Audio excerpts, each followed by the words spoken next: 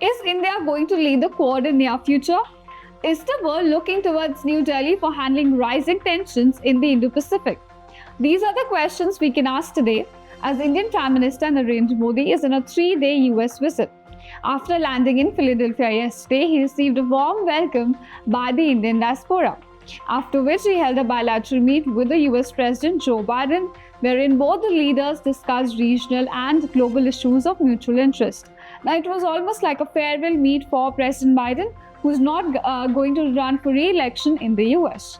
Now, this warm reception with which Prime Minister Modi's US visit began was also extended to the Quad Summit.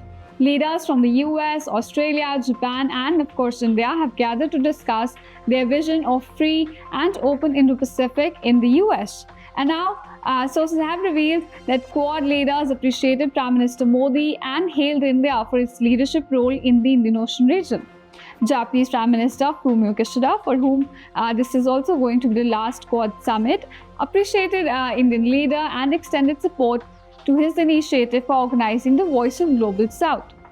When it comes to Global South, you see, India has been vocal on a lot of issues, including financial stability, climate change, and prevention of communicable diseases. It has almost acted like a bridge between the North and the South. Additionally, Australian Prime Minister Anthony Albanese was all praised for the Indian leader, saying that New Delhi is the predominant power in the Indian Ocean under the leadership of Prime Minister Narendra Modi. You see, the Indian Ocean region has become a key strategic and economic theatre.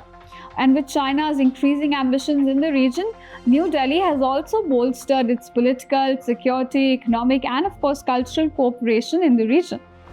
And President Biden also mentioned that US has a lot to learn from India's experience and leadership in the region. Of course, India is going to also host a Quad summit in the year 2025.